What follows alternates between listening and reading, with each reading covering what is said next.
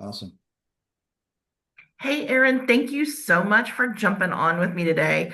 I just had this revelation the other day that because we're looking at the average first-time home buyer being in their mid-30s, we're looking at average buyers being 50 plus, like your average buyer, which means we've got a whole generation of younger people that are professional, they're out of college, they're ready for their first homes, but they can't quite make it happen. And I know you and I are cut from a similar cloth that it's like everything that I do is so that my daughter's life is good. If she's Yeah. good, I'm good. And so I know there's enough people out there curious about how to help their kids get their footing in life. Um, Right. and I think it's important, and I think people don't know how to do that. And as we're starting to see mortgage rates have stabilized, I know we anticipate them going down a little bit this year. Nothing crazy, Well, right? I mean, ironically, the Leslie mortgage rates are as low as they've been in 3 years.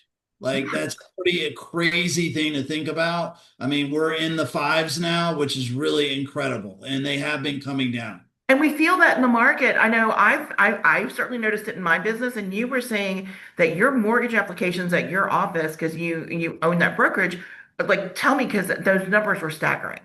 Yeah, I mean, usually we average about 80 applications a week.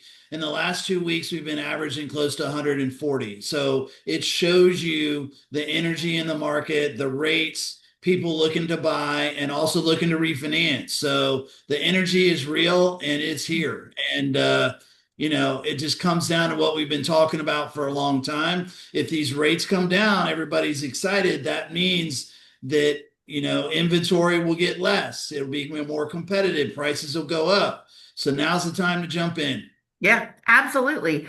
And so, but that's why this topic, and especially as we come into this new year in 2026, I think everybody's thinking there's all this pent-up demand. And we know that. Like we are professionals in this business. You can feel the pent-up demand. The conversations that I was having a year ago with people who still haven't made a move because they're just Yep. not sure with a five in front of that Yeah. interest rate number, they're starting to pay attention again for No, sure. no doubt. No Yeah. doubt. But No doubt. so the big question that I had in my head was, all right, if my daughter's ready to buy a house, but she can't quite make it happen on her own, how can I help her? Because Yeah. I think there's plenty of people sitting in a decent cash position that want to help their kids buy houses, but they don't Sure. just want to buy their kids a house. I Yeah. mean, they want them to they want to help them. They don't want to do it for them. So No, let's talk about 100%. Well, I think it's a great talking point, and there's a couple different avenues and ways that you can go about helping your kids buy a house. Okay, so let's go through those. And every situation is a little bit different, but these are kind of the two main categories that I think about. So, first of all, you can co-sign the mortgage with your kid, which means that you are on the loan application. You're providing the documents, you're going through the loan process, and most importantly, you're liable for the loan. Okay. So that is very important, that if for some reason something goes bad and payments aren't made or whatever, you're liable for the loan. Okay. That's very, very important. So, it's neither good nor bad. It's just important for you to know. So the concept behind that is, let's just say your son or daughter is trying to buy a house and maybe they can only afford 300,000 and they're in an area where they need 400,000. Well, if the parent co-signs the loan, then we can use that income from the parent in order to increase their qualification. So that also comes with the debts with the parent. So your perfect co-signer in a perfect world is somebody that has a ton of income, a ton of credit, and no debt. Okay. And yeah. that may be a lot of parents in the situation, but it's important for parents and people to know that when you co-sign, it doesn't have to be your kid. You can co-sign for somebody else, that you're being looked into just as much as they are. Pay stubs, documents, tax returns, bank statements, and that. Does that make sense, Leslie? Oh, yeah, it does. Absolutely. And so that's one way, but also to be clear, your kid or whoever it is you're co-signing for then has to handle that payment. Yeah. right? Yeah. So if they can only qualify for 300,000 and you've got them in a $400,000 house, that might be a really heavy lift where you may be more comfortable helping them with, yep, you're in an area where to get a decent home, you need 400,000. So now let's talk about down. Yeah. Yeah. For sure. Well, that's Because a really that good could be point. the more So, comfortable, like, and sorry, go ahead. no, that's a really good point. So, I mean, the payment is the payment. So, if they're helping them get to a $400,000 house and the payment is too much for the kid to make, well, that kind of defeats the purpose. Right, Even though the parents are, responsible on paper. I mean, you want the child to be able to feel comfortable making the payment. So there's a difference between what the mortgage company allows and what you're comfortable with.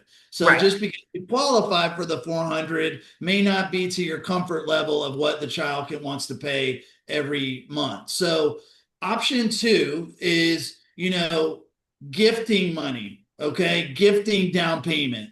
What I mean is when you give somebody money, you give them money without any expectation of return.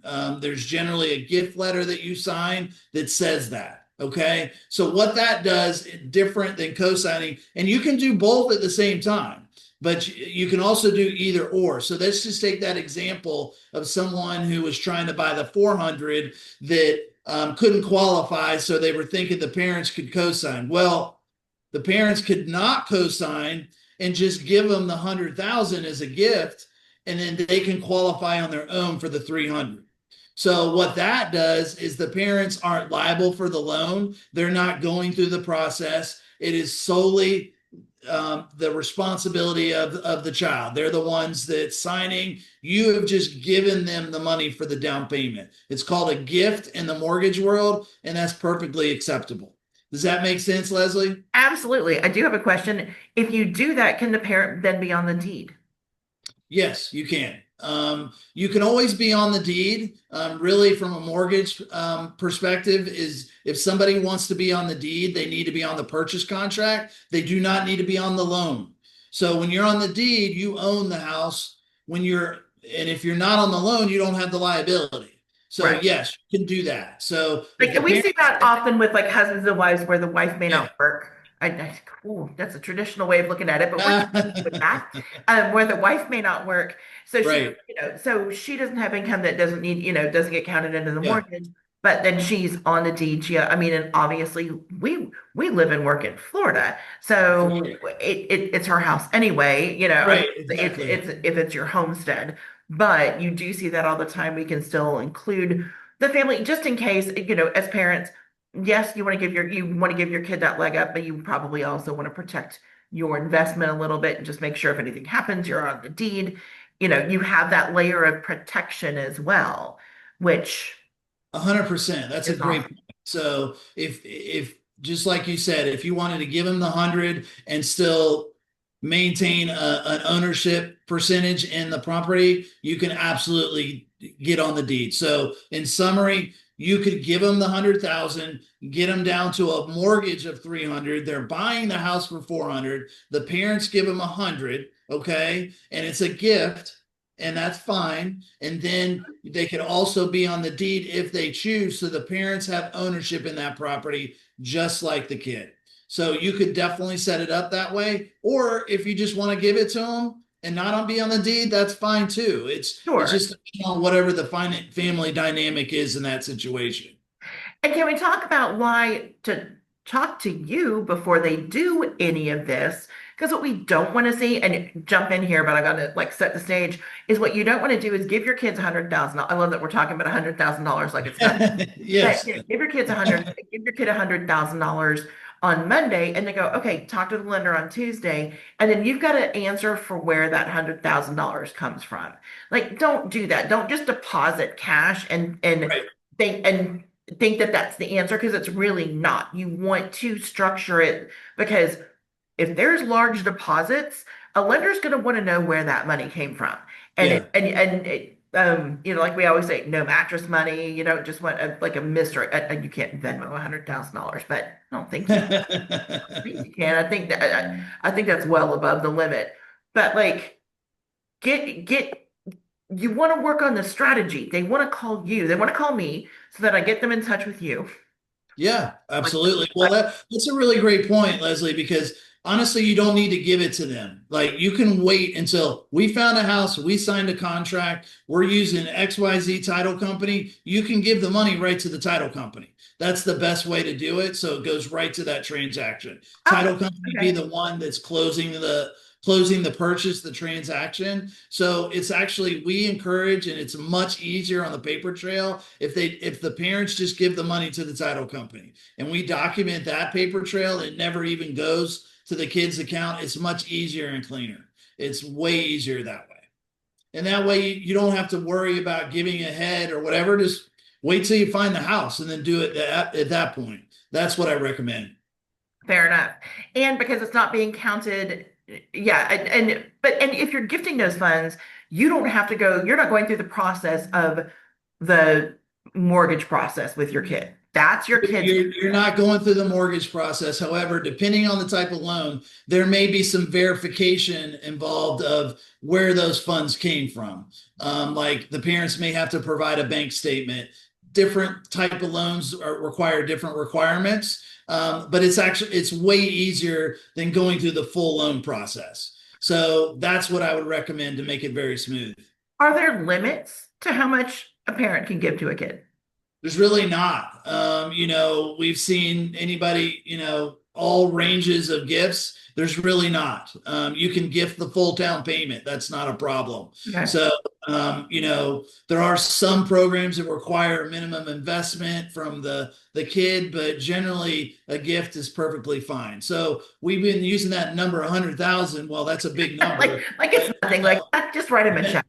Yeah. Well, yeah, it all comes down to the well, you could have two things here. Do they need the cash to the house? The other side of this is like, hey, I can afford the $400,000 house. I just I don't have any money for a down payment. Well, the parents can come in and gift them that. So that could be as little as 3% of the purchase price. So that's another functionality of, yeah, they qualify, no problem. They just don't have the down payment, and the parents can help them with that. Another kind of angle too, you know, But oh, and let me ask though, at that point, that we're not concerned about, and there may be people in a really good cash position with really bad credit or whatever. As a parent, that can happen. So it's like you're not, if you're doing this, if you're giving these gifts, nobody's running your credit. Nobody cared. no, we don't run the credit for the person giving the gift unless they are on the loan, which Okay. goes back to the co-signer situation. So if you're not on the loan, we're not running your credit. Okay. And like I said, that could be an issue for some people depending on their situation. Sure, of It's course, easy enough to be in a decent cash position and not a great credit position, I say. Like, for yeah. sure. That's a really good point. Also somewhere in between all of these strategies, well, that's just, you know, and if it were up to me, I would not co-sign. I would try to find every other way that they qualify on their own, and that mortgage isn't associated with me. Whether it be give them the money for the down payment, another thing, maybe they're really close to qualifying, but this $20,000 car that they have a $600 car payment on is throwing them over the edge. Well, you could give a gift to pay off that car. That's perfectly okay. And then they qualify on their own. Yeah. So car, whatever kind of debt, student loans, all of that kind of stuff. We see that too. Gifts can be used to pay off debt to help qualify. So if I were doing the situation, I would try to see every way I could have my child qualify without me co-signing, because that would be my last resort. However, it's very common and very normal to do that too. So it's just up to you on what you want to do, because sometimes there's people that maybe they're in college or maybe they just got out of college and they don't have any kind of verifiable income yet consistently. Well, the only option may be to co-sign. It just Right. depends on the income situation of the child. Fair enough. Well, that's exciting. I'm so glad you took the time to talk to me about this because, like I said, I know there are plenty of people out there that are like, and I think we're all concerned about, we know with the way interest rates and prices have gone in the last 5 years, that the younger generation, that under 30, that even under 35 generation, they are struggling with homeownership. And it's a thing. This is not a mystery for anyone. There's no doubt. And But the so and the now we just need average to be looking at how do we help our kids. For sure. And the average age of the first time home buyer is creeping close to 40, believe it or not. Yeah. Another strategy too is your child's moving into that $400,000 house. Okay, they can't afford that payment on their own. So the parents come in and co-sign or do a gift either way, but we know that's a 3 bedroom house. And Hmm. this person is going to rent out the other 2 bedrooms to help with that mortgage payment, which makes complete sense. And Yeah. and in that case, it makes sense to, okay, I can't afford this payment on my own, but the odds of me being able to get 2 other renters or at least one other at $1,000 a month and help subsidize that payment Hmm. are very good. So that's another kind of thought process and how to do that. Because Leslie, as you know, selling as many properties, I mean, that is an absolute great way to build wealth for young people is to buy a house, um, uh, have people move in it, Yeah. have them pay most of your mortgage payment, and then keep doing it. Buy another house, just keep doing it over and over again, depending on how many you want. But that's an absolute great way to do it. Oh, absolutely. And I've got people right now that are looking at that because they're getting ahead. The VA buyers that come in, the military guys that come in, they want to buy a house, they Yeah, want to bring in some roommates, but then their goal is to keep that house when they get their next, their next station when they get moved. I don't know why I can't think of the word, doesn't matter. But and building wealth that way. And you see that it's such a smart move. And yeah. 100%. Have no idea why I can't speak today. No, it's okay. It's absolutely. We see it very commonly with VAs because they're Mhm. moving a lot, but the same strategy can be for anybody because it's more favorable terms on a mortgage when you move into a house as your primary residence. And Right, then you live there for 2 years and you do it again. There's nothing wrong with that. right. So another way to help out your parents. So just in summary, for all those parents out there on how you do it, it's kind of two different avenues. You either co-sign for your child where you're on the loan and you're financially responsible, or it could be either or. We could mix them together where you're gifting them funds for a down payment to help them qualify, or they can qualify but don't have the down payment, or maybe you gift the funds to pay off that car to help them to qualify. So those are kind of the two avenues you go, and there's lots of variations in between. But I like when I talk to people, sometimes they're like nervous that this is like a unique situation. It's not unique. No, We and see it's all going to the get time. It's more and more common. very common. Very common doing this kind of thing. There's nothing wrong with it. It's very common, very normal, and it's a great thing and a great way to get the young people in a house. Yeah, and I don't know, correct me if I'm wrong here, but there is no problem with you having a side agreement with your child about, like I'm not talking about, about paying that money back and having an agreement that, look, we're going to help you get in this house and we're going to, figuring it out separately how that all works. Well, from a mortgage perspective, we just follow the guidelines. What you do on the outside, you do on the outside. Yeah, exactly. And But I'm bringing no, this up, it's and maybe I shouldn't, but you know, you know, absolutely, absolutely. But there's what there's happens lots at the of good closing ways, table stays at the closing table. lots of good ways to get this done. If you're looking to get your children into a house, give Leslie a call and we can figure it out for sure. Yeah, we just need, yeah. The biggest thing is we just need to start these conversations so that we can strategize so we can make it happen for you. Yep, absolutely. Awesome. Thank you so much. I really appreciate your time. I know this is such an Enjoyed it. important topic, and I'm looking forward to a really good 2026. Things are It's going to feeling be good. amazing. It's going to be amazing. Thanks for the opportunity. You got it. I'll talk to you soon. Bye. Oh, come on. Now we're